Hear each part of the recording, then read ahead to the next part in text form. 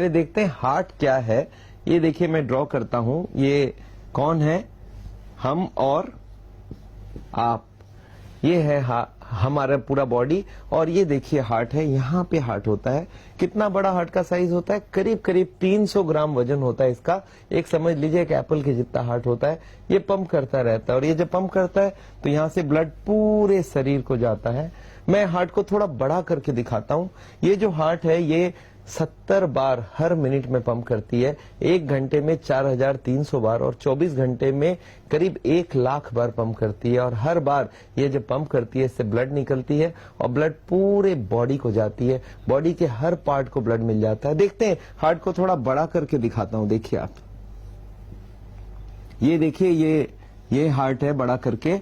और हार्ट जब पंप करती है तो इससे एक ट्यूब निकलती है जिसका नाम है एओर्टा। ये 1 इंच मोटी होती है और ये ब्रांच पूरे बॉडी को एक एक ब्रांच देते रहती है। देखिए पहला ब्रांच राइट हैंड को दिया, फिर ब्रांच ब्रेन को दिया, फिर लेफ्ट हैंड को दिया, फिर ये यू टर्न लिया और हार्ट के पीछे से नीचे उतरता गया। और अब देखिए इधर पेट में निकला, इधर लीवर को, इधर स्टोमक को और फिर इधर दोनों किडनीज को दिया, फिर इंटेस्टाइन्स को दिया और फिर अल्टीमेटली दोनों पैरों को दे दिया। मतलब एक बार हार्ट ने पंप किया, ब्लड पूरे बॉडी को पहुंच गया। अब जब हार्ट पूरे बॉडी को ब्लड दे रहा है, ब्लड से बॉडी को क्या मिलता है? ऑक्सीजन। अच्छा, पूरे बॉडी को ऑक्सीजन जरूरत है, हार्ट को खुद के लिए भी तो ऑक्सीजन जरूरत है। अब देखते हैं हार्ट अपने लिए क्या लेता है। हार्ट अपने लिए 3 ट्यूबें ले लेता है और इनके नाम है कोरोनरी आर्टरीज। देखिए मैं दिखाता हूं। एक ये राइट साइड में है, इसका नाम है राइट कोरोनरी आर्टरी। ये ट्यूब कितनी मोटी होती है मैं आपको बताऊं।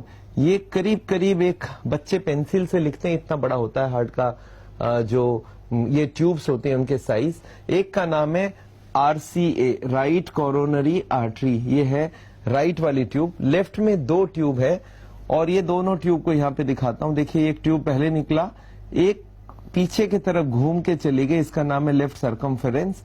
और एक है एलएडी, लेफ्ट एंटीरियर डिसेंडिंग। ये देखिए ये ड्रॉ कर रहा हूं यहाँ पे। ये जो 3 ट्यूबें हैं, एक का नाम है आरसीए, एक का नाम है एलएडी। एलएडी का मतलब है लेफ्ट एंटीरियर डिसेंडिंग और एक है लेफ्ट सर्कमफेरेंस। ये पीछे की तरफ घूमते हुए जाता है। सर्कमफेरेंस मतलब घूम के जाना, अराउंड द हार्ट जाती है। ये जो 3 ट्यूब है इनके नाम है कोरोनरी आर्टरीज। अब हार्ट की बीमारी में होता क्या मालूम है? यही ट्यूब के अंदर चर्बी जम जाती है, कोलेस्ट्रॉल जम जाती है। मतलब ये चर्बी हम जमाते हैं, भगवान नहीं जमाती है, हम जमाते हैं। और ये ब्लॉकेज जब बढ़ने लगती है तो नेचुरली आप समझ सकते हैं हार्ट की सप्लाई धीरे धीरे कम हो जाती है। चलिए इस ब्लॉकेज को थोड़ा बड़ा करके दिखाता हूं। देखिए हार्ट की ट्यूब को थोड़ा बड़ा करके दिखा देता हूं मैं आपको। ये ट्यूब है मान लेते हैं। अब देखिए ब्लॉकेज कैसे होती है ट्यूब के अंदर। ये ब्लॉकेज कब से शुरू होती है सोचिए। ये ब्लॉकेज शुरू होती है करीब करीब हमारी उम्र जब 20 साल की हो जाती है। आप समझ लीजिए बच्चा जन्मता है, इतना छोटा होता है, धीरे धीरे बढ़ता रहता है, बढ़ते रहता है, बढ़ते बढ़ते जब तक वो 18 साल तक होता है तब तक चर्बी खाए कोई प्रॉब्लम नहीं है, क्योंकि ये चर्बी आपकी ग्रोथ, बच्चों का ग्रोथ करने में हेल्प करता है। बट 18 साल के बाद ये वाली ग्रोथ खत्म। अब ग्रोथ कहाँ की शुरू हो गई? अब शुरू हो गई या तो मोटापा वाला ग्रोथ या हार्ट के अंदर की ब्लॉकेज की वाली ग्रोथ। तो अब हमें कौन सा चाहिए? दोनों ही नहीं चाहिए। अब देखते हैं ये ब्लॉकेज शुरुआत कहां से हुई। शुरुआत तो पहले 1% से ही होगा। देखिए ये छोटा सा ब्लॉक हुआ, थोड़ा सा ब्लॉक हुआ, 20 साल की उम्र है। अब धीरे धीरे ये ब्लॉकेज बढ़ता जाएगा। ये देखिए ब्लॉकेज और बढ़ गई, ये और थोड़ा ब्लॉकेज बढ़ गया। जैसे जैसे टाइम जाता गया ब्लॉकेज बढ़ती गई। अब देखिए 50% ब्लॉकेज हो चुकी है। अच्छा, मरीज को पता ही नहीं ये ब्लॉकेज बढ़ता जा रहा है, क्योंकि 50 में उसके पास अभी 50 खुली है, कोई दिक्कत नहीं है। धीरे धीरे और ये ब्लॉकेज बढ़ी। अब देखिए 60-70% ब्लॉक हो गया, अभी भी मरीज को मालूम नहीं। ये अब 80% जब ब्लॉक हो जाती है तब मरीज को पता चलता है वो हार्ट का पेशेंट हो चुका है। क्यों? 80 के बाद मरीज को तकलीफ हो जाती है। आप सोच के देखिए 80 के बाद क्यों? क्योंकि 80 के बाद जो 20 रह जाती है, 20 रह जाती है, वो हार्ट के लिए काफी होता है। आप सोचिए हमारी हार्ट की जरूरत क्या होती है। एक आदमी बैठा है, उसकी हार्ट की जरूरत सबसे कम है क्योंकि हार्ट की स्पीड बहुत कम है। उसको जरूरत है 10%। अगर वो चलना चाहे तो उसको 20% जरूरत है। और एक आदमी चल रहा है, घूम रहा है, गाड़ी चला रहा है, सीढ़ियां चढ़ रहा है, तो उसका 20% से काम निकल जाता है। तो एक बात सोच लीजिए, जो घूम फिर रहा है उसको कोई तकलीफ नहीं है, 80 ब्लॉक है, उसको पता ही नहीं वो हार्ट का पेशेंट है। मतलब कोई आदमी अगर चल फिर सकता है, इसका मतलब उसके पास 20% तो पक्का ही खुला हुआ है। तो 80 ब्लॉकेज तक पेशेंट हमारे पास यूजुअली नहीं आता है। जब कोई मरीज आके ये बोले कि डॉक्टर साहब मैं जब चलता हूं तो मेरे छाती में दर्द होता है, भारीपन होता है, तो मैं समझ जाता हूं ये हार्ट का पेशेंट है और 80 से ऊपर ब्लॉकेज करीब करीब हो चुकी है। तो हमारे पास कब पहुंचेगा पेशेंट? 80 के बाद। आप ये सोच के चलिए, जो आप हार्ट के पेशेंट नहीं हो उनमें से सबके 0 ब्लॉकेज नहीं है। ये ब्लॉकेज हो सकता है कोई का 10 हो, कोई का 20 हो, कोई का 30-40, कोई का 50-60, कोई का 70-80, और तब तक उनको मालूम भी नहीं।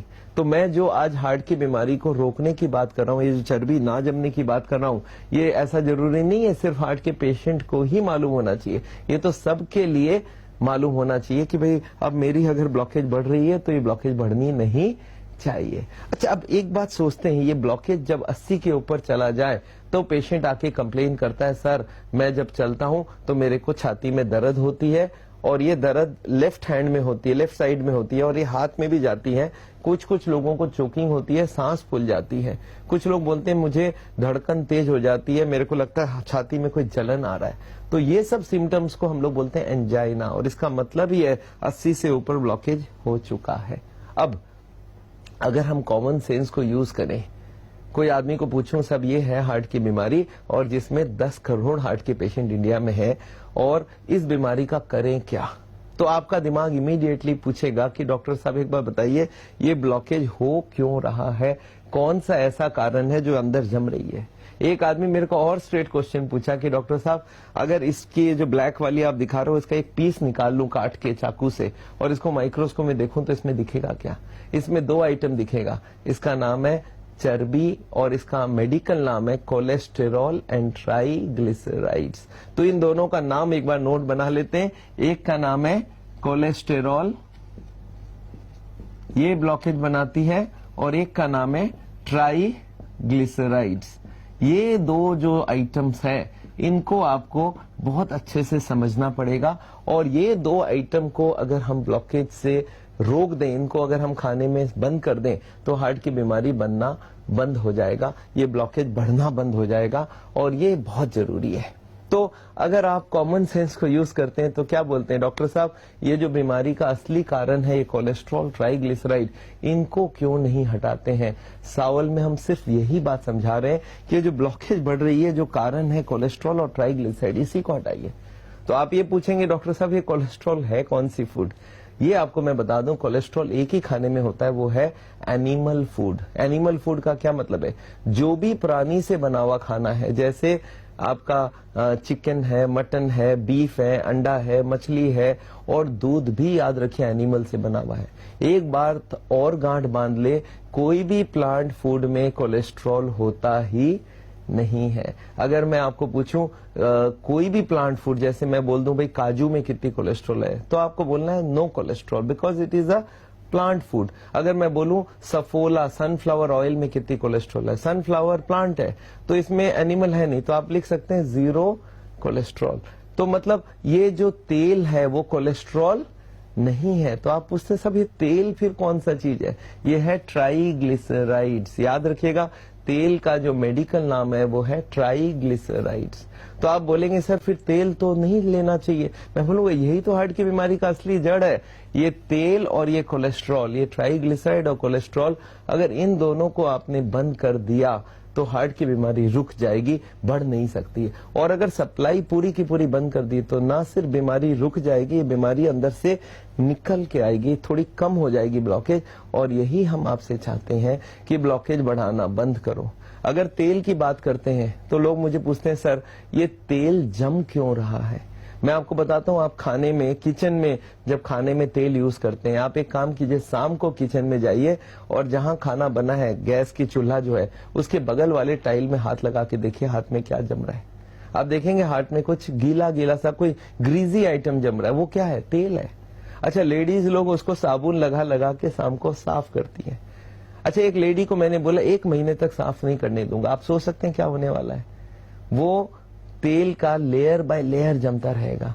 अच्छा सोचिए, यही तेल का लेयर हस्बैंड के हार्ट के अंदर जमा दे तो कैसा लगेगा। हस्बैंड भी क्यों, परिवार के सारे लोगों के हार्ट में जमा करते हैं। और यही आजकल हो रहा है, वो जो तेल आप खाने में इस्तेमाल कर रहे हैं वही तेल हार्ट के अंदर जमता जा रहा है, ब्लॉकेज बनता जा रहा है। और यही मेन प्रॉब्लम है हार्ट की बीमारी का, कि ये दो आइटम को हमें पहचान करना बहुत जरूरी है। पर अनफॉर्चुनेटली हमारे जो हार्ट के हॉस्पिटल है, जो कार्डियोलॉजिस्ट हैं, उनको इन दोनों से कोई मतलब नहीं हो। बोलते हैं भाई देखो आप ब्लॉकेज बढ़ाओ, हमें कोई प्रॉब्लम नहीं, हम इनकी बात ही नहीं करेंगे। जब आपकी ब्लॉकेज बढ़ जाए तब हम बाईपास सर्जरी कर देंगे, तब हम एंजियोप्लास्टी कर देंगे।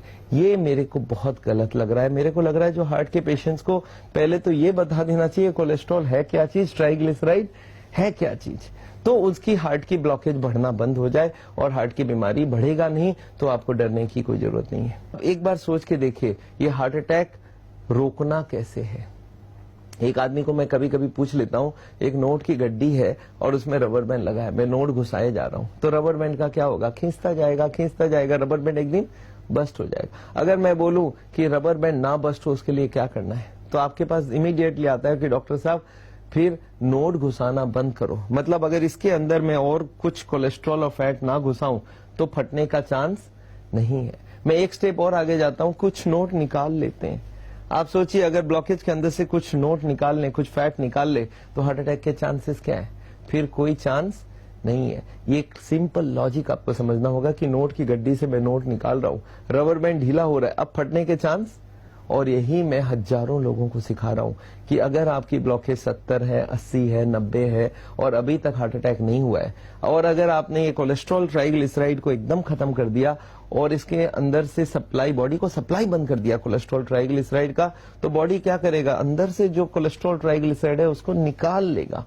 और अगर वो निकाल लेगा तो रबर बैंड ढीला हो गया, हार्ट अटैक के कोई चांस नहीं है। इसके लिए क्या करना होगा कि खाने में तेल एक बूंद भी नहीं देना है। अगर not a single drop of तेल दिया जाए तो हमारा असली काम तो हो जाएगा कि एक हमारे अंदर जमना बंद हो जाएगी। और दूसरा है कि कोलेस्टेरॉल, नॉन वेजिटेरियन फूड बंद कर दो। अमेरिका के प्रेसिडेंट है क्लिंटन, मुझे याद है 2004 में उनकी बाईपास सर्जरी हुई और मेरे पास लोग आके बोले सर देखिए क्लिंटन ने बाईपास सर्जरी किया, नई ट्यूब लग गई। पता चला 6 साल बाद 2010 में उसकी फिर से ब्लॉक हो गई, अब इस बार उन्होंने स्प्रिंग लगा लिया। जब उनको रियलाइज हुआ कि स्प्रिंग फिर से बंद होने वाली है, तब ये जाके मिले अमेरिका में हमारे जो वहां पे कोलीग्स हैं डॉक्टर डीन ऑर्निस से, और ऑर्निस ने उनको बताया कि नहीं आप ब्लॉकेज बढ़ाने वाला प्रोसेस को ही बंद करते हैं। उन्होंने बोला सब 2004 में हमको ये बता दिया जाता तो मेरे को बाईपास की जरूरत ही नहीं पड़ती। तो उन्होंने अल्टीमेटली CNN टीवी में बताया कि ब्लॉकेज मैं अगर पहले ही हटा लेता, ब्लॉकेजिंग प्रोसेस रोक देता, तो हमारा काम बन जाएगा। तो याद रखिए ब्लॉकेजिंग प्रोसेस बंद करने के लिए दो चीज, कोलेस्ट्रॉल एंड ट्राइग्लिसराइड। तो अगर बिना तेल के, बिना कोलेस्ट्रॉल और बिना तेल के ट्राइग्लिसराइड के अगर हम खाना बना सकते हैं तो हार्ट की बीमारी को रोका जा सकता है और उसको रिवर्स भी किया जा सकता है।